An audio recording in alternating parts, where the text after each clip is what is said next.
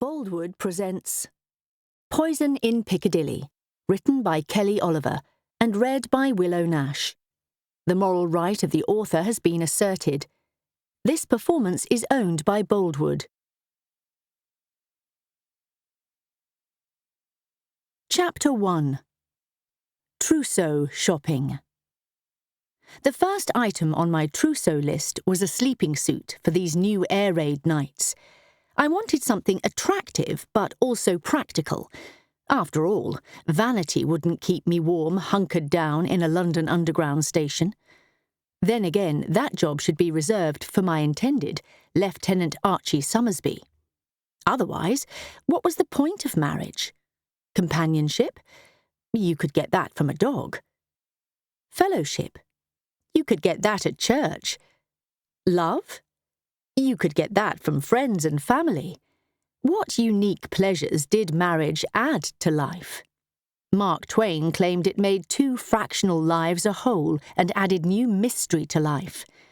Mystery was right.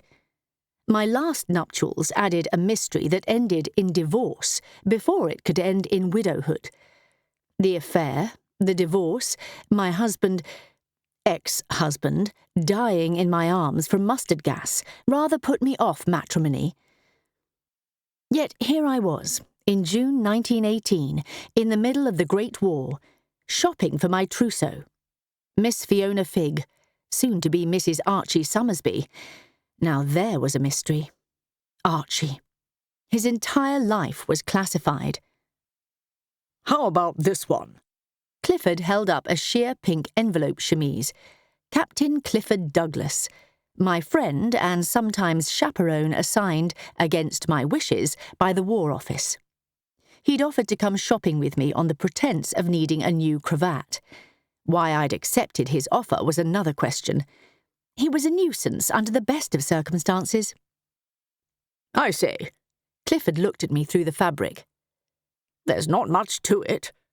His cheeks turned the colour of the combination. I fingered the fine silk. Except the price tag. On my paltry wages from the War Office, I should be ordering my trousseau from Freeman's instead of shopping at Harrods. But shopping always lifted my spirits.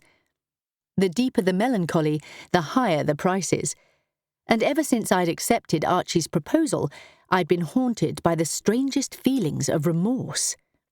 My espionage partner, Kitty Lane, claimed I just had a case of cold feet. She also said I'd better marry Archie to cool my hot blood before I got myself in trouble. By trouble, she meant Fredrick Fredricks, the prime target of British counterintelligence, who gave England's most wanted list a whole new meaning. The rogue. I suppose you'll have to quit your job, Clifford said, fiddling with a silk petticoat. Why? I looked up from a lovely lacy lilac combination I'd picked out. You'll be married. He clamped his pipe between his teeth. No self-respecting Englishman would allow his wife to have a job. He chuckled. Especially not dressing up in disguises and trotting across the globe to catch spies and murderers. A lump formed in my throat. I hadn't thought of that. What if Archie expected me to quit my job? He wouldn't. Would he? Of course not. Archie respected me as a colleague and as a woman. I could be both. And a wife, to boot. I don't see why marriage should stop me from catching spies and murderers. I adjusted my wig. I'm perfectly capable of both homemaking and espionage. And if not, there was no question which one would get the axe. My espionage skills were far superior to my homemaking skills. What's this doohickey? Clifford pointed to the dagger-shaped petticoat hook dangling from the front of a pretty cream corset. Don't tell me. I rolled my eyes. 40 years a bachelor and you've never seen a woman's corset? Although Clifford was perpetually enthralled by some young woman or other, the more distressed and pathetic the better, he'd never been married. Pity. He was a decent chap, and not bad looking, for a man with a receding hairline and a face like a horse. Good Lord, he sputtered and blushed. You say the darndest things, old girl. A society woman dressed to the nines, carrying a Japanese parasol, stopped to stare. It was obvious from the purse of her lips she did not approve of a man shopping in the women's lingerie department. The society lady tutted and gave us the evil eye. Did she think Clifford was my fiancé? Bad enough he was stuck to me like a sheep-tick. Let's go look for a honeymoon hat. I took Clifford by the arm. The hat section was my favourite department, and the most important. A good hat was my only hope to soften my features and achieve a halfway feminine look. Without an elaborate hat and a few frills, whenever I glanced in the mirror, I saw my Uncle Frank looking back at me. Even with a fancy hat, you'd be hard-pressed to call me pretty. At best, if I kept myself neat and clean, I might be considered handsome. I made a beeline for a smart-tailored azure turban with a pretty brooch gathered around a stalk of scarlet silk. I tried it on. What do you think? I turned to Clifford. Reminds me of a time I was hunting mandrills in Africa. His eyes lit up. Did you know they have blue faces with red snouts and beautiful feathery fur sticking up from their foreheads? Anyway, I'd just come out of a stand of fever trees and... I patted his sleeve to stop him before he could launch into a boring hunting story. Thank you, dear. Colourful African ape was not the look I was going for on my honeymoon. I replaced the hat on its stand. A lavender cartwheel caught my eye. I placed it atop my wig. More subdued than the mandrill turban, and yet quite appealing with its flowers and feathers. I wasn't about to ask Clifford his opinion and risk being compared to an Indian rhinoceros or an American grizzly bear, or some other poor creature he'd killed. I admired my reflection in the mirror. Yes, it would do. Ouch! Clifford yelped. What in the world? I glanced over to see what he was doing. Playing with the hat pins, Clifford had managed to stab himself. I plucked the offending hat pin from his hand, pulled a handkerchief from my bag and wiped blood from its tip. With its 8-inch steel shaft and gorgeous emerald pinhead, it was perfect for my new hat. Bloody nuisance! Clifford sucked at his finger. No wonder uncapped hat pins are illegal. You choose your weapons and I'll choose mine, I said, plunging it to its hilt into the crown of my new hat. After I'd racked up quite an astounding bill at Harrods, Clifford drove me to Fortnum & Mason's tea room, where we were to meet Kitty. I hadn't seen her since she returned from Ireland, where she was visiting an old school friend. No doubt someone from that spy school in France where she'd learned foot fighting, along with several languages and other less savoury skills. This morning, Kitty was practising her foot fighting for an upcoming competition nearby at the Piccadilly Dojo, London's premier Jujitsu Club, or so she said. I knew nothing of foot fighting. In my opinion, it wasn't very ladylike, but it had come in handy on several occasions. Still, almost out of her teen years, the girl should consider more appropriate pastimes for an active young lady. Riding or tennis, instead of fencing and fighting.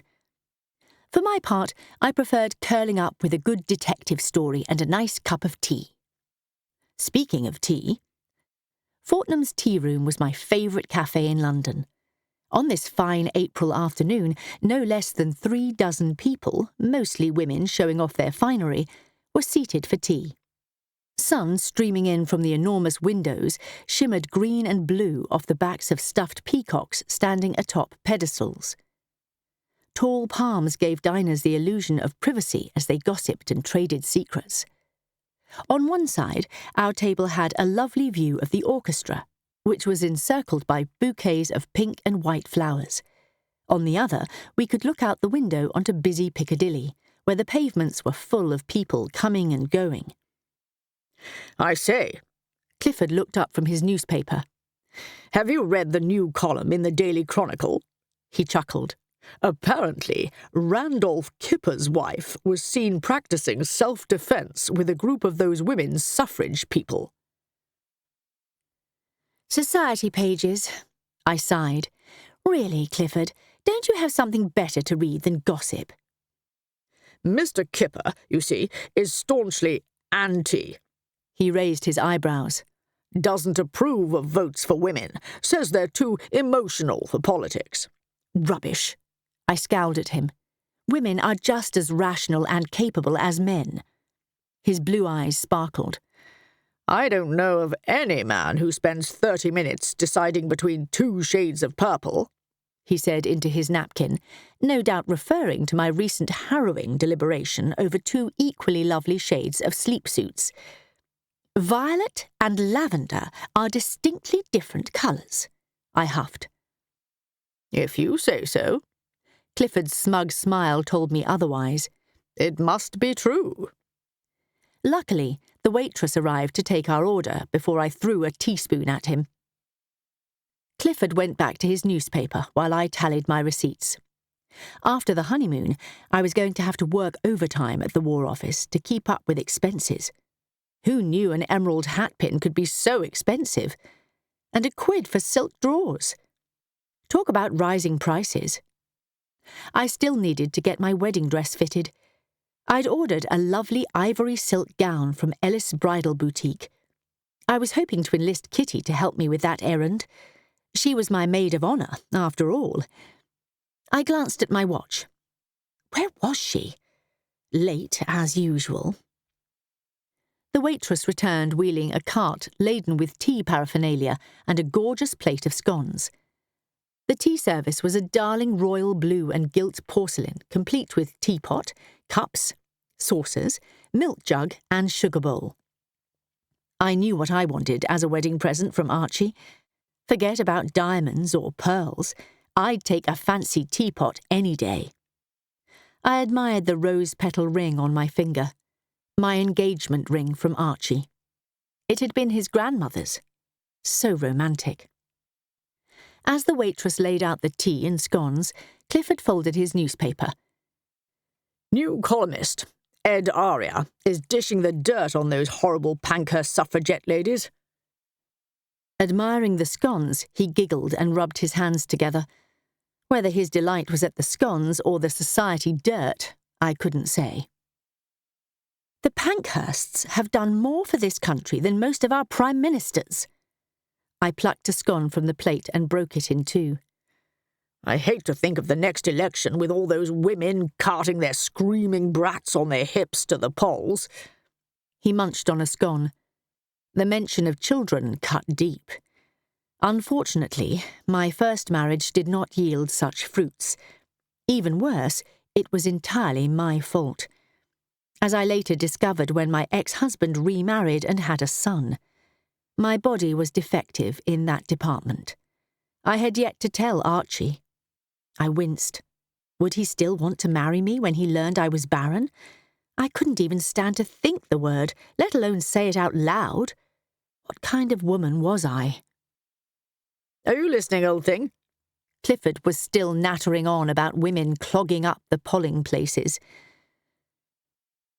Only propertied women over 30 will be able to vote. I poured a bit of milk into my teacup and swirled it. Not all women. I didn't need to read the society pages to know there was a split between the Pankhurst sisters. Christabel and her famous mother, Emmeline, were content to have won the vote for certain women. Sylvia wanted votes for all women, especially working women. As a working woman under 30 myself, I didn't see why I couldn't vote. After all, I was serving my country at the War Office, even risking my life from time to time. Surely I could handle the responsibility of political enfranchisement. When my cup was sufficiently warm, I added the strong tea. After Clifford's talk of other women's rights and other women's babies, I needed fortification. Maybe something stronger than tea. Where is that girl? I changed the subject. Kitty is 20 minutes late. She probably had to stop for Poppy to do her business. Clifford drained his teacup. Poppy is very particular about where she—" I held up my hand. "Not while I'm eating." For a grown man, he was inordinately fond of Kitty's Pekingese dog. He was always fawning over the furry little carpet. For my part, I tolerated the creature, and then only when absolutely necessary. The beast was nicknamed Poppy Poo for a reason. As I sipped my tea, I gazed out onto Piccadilly, watching army lorries, motor cars, and a few stray horse-drawn carriages pass by. On the pavement, a large woman stopped and bent down right in front of the window. If it weren't for the glass, I could have reached out and touched her. When she stood up again, she was holding a furry little dog wearing a pink bow in its topknot. Speak of the devil and she shall appear. If I didn't know better, I could have sworn it was Poppy. "Doesn't that dog look exactly like Poppy?" I discreetly pointed toward the window. "Down to the pink bow in its topknot." "Good Lord!" Clifford jumped up. "That is Poppy!" His napkin fell to the floor and he dashed toward the exit. Oh dear, where was Kitty? Why in the world would Poppy be wandering the streets alone? Had something happened to the dog's mistress? Chapter 2. Lost Dog. It was Poppy, all right. As we stood outside on Piccadilly, Clifford held the little monster, but that didn't stop her from reaching out with her long, warm tongue and licking my face. "Yes, yes," I said through clenched teeth, not daring to open my mouth while patting the beast on the head. "Where is your mistress? Where's Kitty?" "It's not like her to let our sweet Poppy Poo run wild."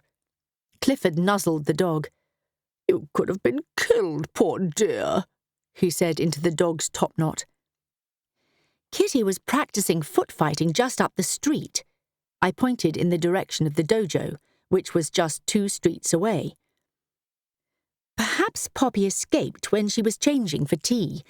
Maybe the girl got so involved in her practice she lost track of time and her dog. "We'd best go find out." Clifford hugged the Pekingese to his chest. "Sorry I can't help carry your packages, old girl," he shrugged. "I have my hands full." With heavy shopping bags bouncing off both of my legs, I waddled behind man and dog until we reached Piccadilly Dojo. Outside, the building was unassuming brick, like its neighbours. Its most remarkable features were the 2 uniformed coppers flanking the entrance. You'd think we were entering the Houses of Parliament or Fort Knox. Inside, the dojo was pleasant. The walls of the reception area were adorned with Japanese hangings featuring pink blossoms and calligraphy. A string of paper lanterns hung across the entrance. The lobby was empty except for a pretty little cat lounging on a chair near a wooden table. As we passed, the cat looked up with wide eyes, no doubt wary of Poppy. "Don't worry, little pussycat," I said. "Uncle Clifford won't let the beast loose." Voices emanated from the next room. Following the sound, we found ourselves in a large gymnasium with thick mats on the floor and an impressive rack of swords and wooden pole weapons along one wall. A petite woman was leading a class of about a dozen women dressed in white smocks over black stockings. In pairs, they practiced throwing each other to the ground. Quickly, I scanned the faces. None of them were Kitty. "Ladies," Clifford tipped his hat. They stopped their fighting and stared at him. "Can I help you?" the petite woman asked. "I'm Mrs. Edith Garrard, the instructor." Mrs. Garrard was a striking woman with arched brows, thin lips, a mop of curly hair, and a confident stride that made her seem bigger than she was.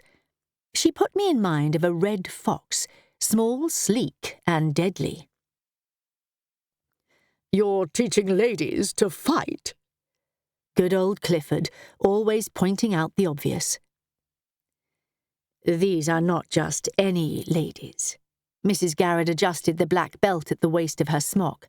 "These are Sylvia's bodyguards." "Bodyguards?"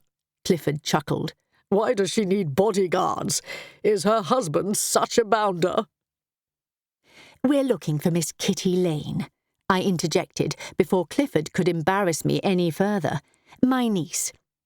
Kitty wasn't really my niece, but that was the cover story we'd used since we started working together 6 months ago, although at 25 I was only 7 years her senior.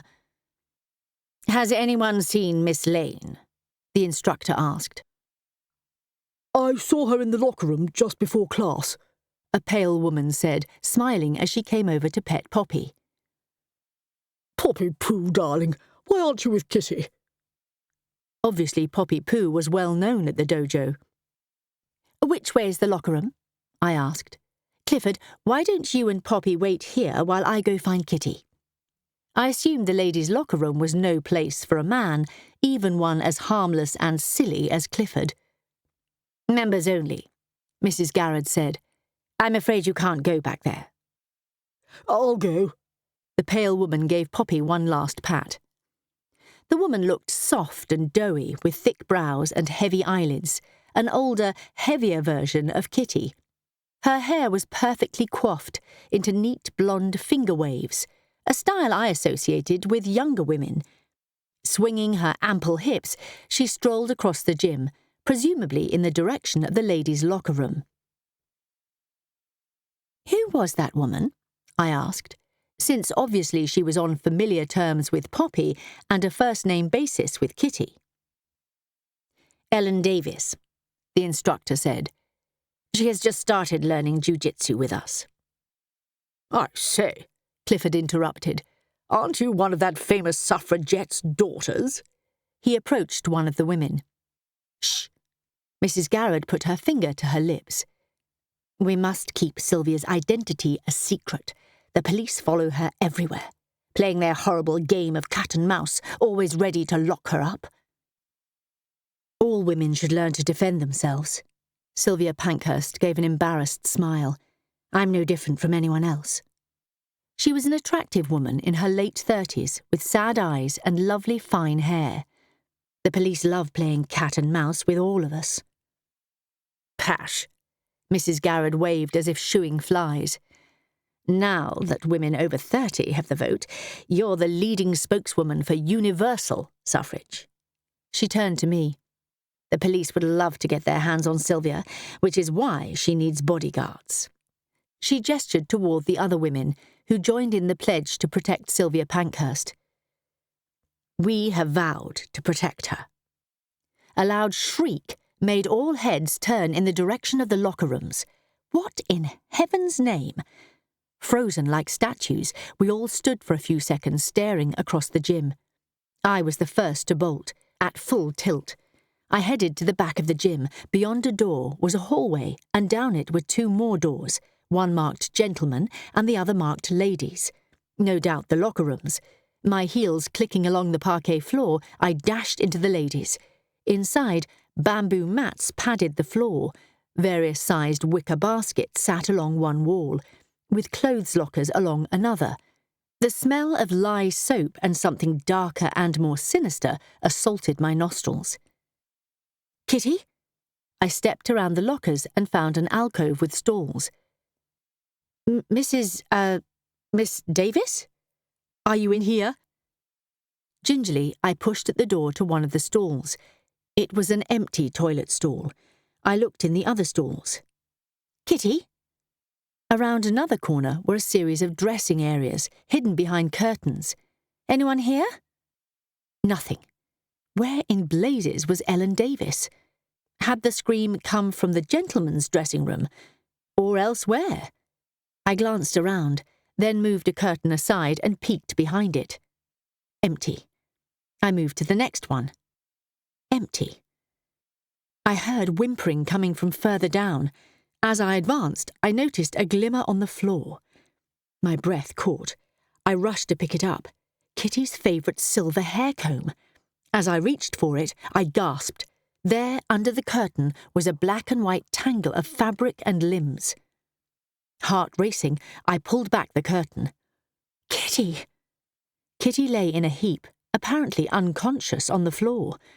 In the corner, her hand over her mouth, Ellen Davis stood pressed against the wall. "What happened?" I asked. "I found her like this." Ellen's voice trembled. "Is she dead?" I knelt beside Kitty and gently shook her shoulder. "Kitty, dear, wake up." She was warm but unresponsive. I felt her neck for a pulse. Thank God, she was still alive. I looked up at Ellen. "Stop whining and help me." I was beginning to wonder if she'd done this to Kitty. Her lip trembled, but she stopped whimpering. Together, we straightened Kitty's limbs. I sat on the floor and placed Kitty's head in my lap. "Go call for an ambulance." Still simpering, Ellen nodded and left the locker room. By this time, all the suffragitsu ladies plus Clifford were gathered around. Yelping, Poppy squirmed out of Clifford's arms and ran to her mistress. The loyal little creature stopped licking Kitty's face, only long enough to bark in her ear. If that didn't wake up the girl, nothing would. What had happened here? Had she simply fainted? Or had someone attacked her? "When was the last time you all saw Kitty?" I asked. Best to start an investigation while the memory and evidence was fresh. "Ellen saw her in the locker room just before class started. How long ago was that?" "Not long." Mrs. Garrett looked at her watch. "Maybe 20 minutes ago now, right after William's class ended." "William?" I asked. "My husband, William, teaches the men's classes." She peered over my shoulder as I examined Kitty for signs of a struggle. "Advanced jujitsu." Apart from Kitty's kimono being askew, there was nothing obvious. I ran my fingers through her golden locks. Aha! There was a large lump on the back of her head. She'd hit her head, or been hit, very hard. It was doubtful that a bare fist could have struck such a blow, unless it was a very large fist. The skin wasn't broken, which suggested whatever hit her was blunt and not sharp. One of those wooden poles along the wall of the gym, perhaps. Who else has access to the dressing rooms? I shifted Kitty's head in my lap. Did you see anyone here who didn't belong? The women mumbled and shook their heads. No one. What about the students in the men's class? I asked. William usually has 4 or 5 students in that class, Mrs. Garrett said. But they use the gentlemen's locker room. She gestured toward the door. One of them could have entered the ladies' locker room, accosted Kitty, and disappeared. Could I get a list of all the students in that class, and in the suffragettes class too? Mrs. Garrett stood blinking at me. I'll have to ask William. I looked around the small dressing area. There was no furniture or bench or other corner where the girl could have hit her head. If she fainted and fell directly to the floor, she shouldn't have such a well-defined lump on the back of her head, especially since I found her face down. The lump or bump would have been on her face. And if she fainted and hit the wall and then fell to the floor, she should have bruises. It was possible she could have fallen backwards and hit her head against the wall. Still, it seemed unlikely. I lifted the sleeve of her smock and checked for bruises. No, I didn't think she'd fainted. Perhaps a well-trained fist could have struck such a blow. Could a judo chop render someone unconscious? I asked. We don't call it a chop, Mrs. Garrett said. And yes, a well-placed hit could knock out its recipient. Or worse. I was certain someone had come into the locker room and attacked Kitty. And most likely, it was one of these ladies. Possibly even Ellen Davis. Perhaps she found Kitty, attacked her, and then pretended to be shocked at finding the poor girl unconscious. I'd read enough detective fiction to know about such tricks. But why? Why would any of Sylvia Pankhurst's bodyguards attack Kitty? Kitty was no threat to Sylvia. If anything, she was in league with the radical socialist and her ilk. Who would want to attack Kitty? I knew so little about my erstwhile espionage partner. Her past was a mystery to me. For all I knew, she could have dozens of enemies just waiting to pounce. Right now, it was Poppy who was ready to pounce. Clifford, be a dear and take Poppy away before the creature has a conniption. I nodded toward the little dog, who was pawing at Kitty's smock, as if digging a hole to escape an approaching predator. Poor little thing. Where was the blasted ambulance? And send in those police officers from outside. Come on, sweetheart. Clifford lifted the beast into his arms and cradled her. Aunt Fiona will see to your mamma. No doubt for the pup's sake, his voice was chipper and reassuring, but his face was long with worry. We'll go fetch the police. Tell them I suspect foul play, I whispered. His eyes went wide and he hurried his pace. Kitty was still unconscious when the ambulance arrived. The medics loaded her onto a stretcher. Only when I told them I was her aunt would they allow me to ride with her to hospital. Sitting next to her in the back of the vehicle, I gazed at her sweet face. Just 18, she looked the perfect angel. I knew otherwise. Within 2 weeks of our meeting, she'd tied me to a toilet. I'd seen her foot fight her way out of nests of enemies, and she'd gunned down several Bolshevik operatives. Hard to believe the vulnerable injured girl laid out in this ambulance was a highly trained British agent. I reached out and took her hand. Poor girl. Truth be told, I'd grown quite attached to her. I don't know what I would do without her. Hold on, sweet Kitty. I squeezed her hand. We're almost there. At least, I hoped we were. Riding in the back of the van was deuced uncomfortable, and the sooner we reached the hospital, the better. I only hoped it wasn't too late. I knew from volunteering at Charing Cross Hospital that the longer the patient remained unconscious, the worse the prognosis. Again, I felt for a pulse at her wrist. It was weak, but there. Must have been quite a blow on the head to render her unconscious for this long. Please, Kitty, wake up. I brushed a blonde curl from her face. Such a pretty face, with her rosebud lips, long lashes and sweet ringlets. She could pass for a Hollywood starlet, which was probably why she made such a good spy. No one ever suspected her of anything, except maybe stealing an extra biscuit at tea time. She did have a terrible sweet tooth. Oh, Kitty, please wake up. The girl's eyelashes fluttered. She groaned. Aunt Fiona is here. I leaned closer. Dear Kitty, can you hear me? More groans. She put both hands on her head. It hurts. Can you hear me, dear? I asked, hoping she hadn't been permanently damaged by the blow. She opened her eyes. When she turned to look at me, her eyes filled with terror. Carville May. What in the world? Why was she speaking Irish? Kitty, it's me. I stroked her hair. Where am I? She asked, thankfully this time in English. You must tell Kell about Fín Éireann and Cumann. The poor girl, she was obviously delirious. I'm afraid there's been an accident. I patted her shoulder. You're in an ambulance on the way to hospital.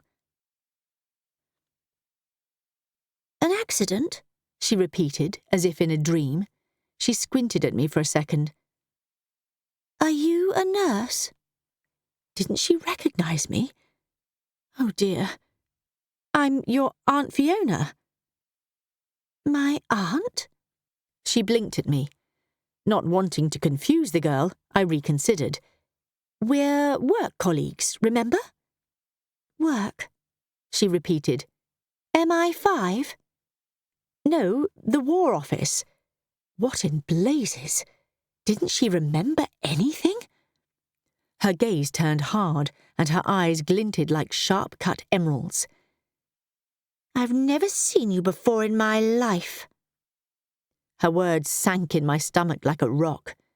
She got a puzzled look on her face. Who am I? You don't remember? No. Good grief. The girl had amnesia. Chapter 3. Hospital Visit. The next morning, I visited Kitty in hospital. The girl looked well enough, but speaking with her was disconcerting. She remembered nothing, not even her own name. And what she claimed to remember was preposterous. She was no more a secret operative for MI5 than I was. The staff had just delivered Kitty's breakfast when Clifford arrived with Poppy. The pup wagged its tail so fast it looked like a child's top. Kitty claimed she'd never owned a dog. Her joyous reaction to the pup betrayed her. Obviously enamoured, she caressed and cuddled the furry beast. And if I did, she said, I'd never name it something as silly as Poppy. Poppy is a jolly fine name, Clifford said, tapping tobacco into his pipe. Kitty tickled the dog under its chin. Right, Poppy Poo? Aha! I took heart. That's what you always call her, Poppy Poo. Kitty scowled. Don't be ridiculous. She picked at her porridge and added an obscene amount of sugar to her tea. That much hadn't changed. Clifford took out his lighter and I glared at him. Surely he wouldn't light that foul pipe in the girl's hospital room. He took the hint and clamped the unlit pipe between his teeth. Do you remember anything from yesterday? I asked, straightening Kitty's bed covers. Anything at all from the Piccadilly dojo? Sadly, nothing. She shook her bandaged head. My mind's a complete and utter blank. How is that possible? Deep in contemplation, she sipped her tea and stared out the window. Was anything missing from your person? I asked. Your bag or wallet or jewellery? You tell me. She pointed to a cupboard. My personal effects are in there. I went to the cupboard and, with her encouragement, rifled through her belongings. As far as I could tell, nothing was missing. Her adorable beaded bag with a kitten on the outside was intact and filled with a modest amount of money. A jade brooch was still attached to the lapel of her pink and white sailor dress. Whoever had hit her wasn't after her money or her jewellery. In silence, Kitty continued her vacant stare. She was so altered from the Kitty I knew, it was uncanny. No longer the silly, chatty schoolgirl, she'd become brooding and pensive. Not one single giggle had escaped her lips. The seriousness of her expression was unsettling and gave her the air of someone much older than her 18 years. I was beginning to wonder if I knew her at all. Wait. Her face lit up. I remember something. Poppy sat at attention next to the girl's pillow. Given the little dog's concern for her mistress and the calming effect the pup was having, I refrained from commenting on the offence to hygiene of having an animal so near one's pillow. What, dear? I removed my notebook from my bag and readied myself to take notes. What do you remember? Anything, no matter how insignificant, could be important. I sat on the edge of my chair. Does the name Jane mean anything? She troubled the edge of the blanket. Jane. I wrote the name at the top of a page in my notebook. Possibly the name of one of the suffragettes at the dojo, one of Sylvia Pankhurst's bodyguards. Or someone from MI5? She looked at me expectantly, as if I knew what she was talking about. MI5 again. Oh dear. Do you remember your uncle, Captain Blinker Hall? I patted her hand. We work for him at the War Office in the old Admiralty building. Fine chap, Blinker, Clifford said. His eyelashes flash like a darn naval signal lamp. He chuckled. Did I tell you about the time Blinker and I went bird hunting at Lord Curzon's estate in Derbyshire? Rum do that. We'd already bagged a dozen pheasants when the beater— Clifford, dear, I interrupted, I don't think your hunting stories are going to help poor Kitty regain her memory. Can we focus on who might have attacked her and why? Righto. He cleared his throat. Sorry, old thing, he said, tucking his pipe into his breast pocket. So, you think this Jane person tried to brain you? He asked, and then snapped open his newspaper and disappeared behind it. I don't know. Kitty retied the bow in Poppy's topknot. What do you think, Poppy Poo? She smiled down at the dog, shades of the old Kitty shining through the mask of this nervous young woman who was nearly unrecognisable with the bandage swathing her curls and the worry shrouding her face. We'll find out. I closed my notebook. Never fear. I resolved that my next stop would be the dojo to investigate and find this Jane woman, even if I had to join as a member to gain access. Anyway, it wouldn't hurt to learn a little self-defence, especially in my line of work. I smiled to myself. It would be worth it to see the look on Fredrick Fredricks' face when I deployed my first jujitsu move on him. South African huntsman Fredrick Fredricks was a known German spy and my arch-nemesis. I'd been following him across Europe and beyond for almost a year now. With his broad shoulders, muscular physique, devious head of thick black hair and wicked smile, he was the most vexing person of my acquaintance. Since my engagement to Archie, Fredricks had disappeared from the scene. He was probably off in some far-flung land, fomenting unrest against the British or poisoning a duplicitous countess at her afternoon tea. Archie! I looked at my watch. Not yet 11. I'd almost forgotten I was to meet Archie for luncheon to discuss our wedding plans. My return visit to the dojo would have to wait until after. I say, Clifford let out a guffaw. Listen to this. Eyes dancing, he peeked over the top of his newspaper and then disappeared again. This New Society columnist claims Lord Battersea and Balfour are covering up a secret ring for untoward liaisons with boys, he sputtered. Preposterous! When he emerged from the paper, his cheeks were bright red. Arthur Balfour is an admirable fellow, just because he's a confirmed bachelor. Like you, I interjected. Steady on. I'm not confirmed, he stammered. I just haven't found the right woman yet, that's all. Yes, dear.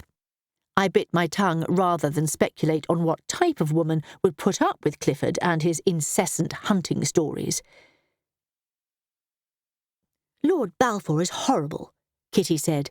He is staunchly anti-suffragette, anti-Home Rule for Ireland, and a terrible bigot. She kicked off the blankets and swung her legs over the side of the bed. He believes in a hierarchy of men, with white Englishmen at the top. How do you know this? My eyes went wide. I'd never seen Kitty interested in politics before. Her idea of scintillating reading material was the latest fashion magazine, and even then she only looked at the pictures. I have no idea. She shrugged. Good Lord, Clifford sputtered. This damn journalist claims Balfour is a hermaphrodite. He blushed all the way to the tips of his ears. Hello. A bright voice came from the doorway. Kitty, darling, how do you feel? It was Ellen Davis. She breezed in with a bouquet of flowers. I hope they're taking good care of you. She handed the flowers to me. Be a dear and find a vase.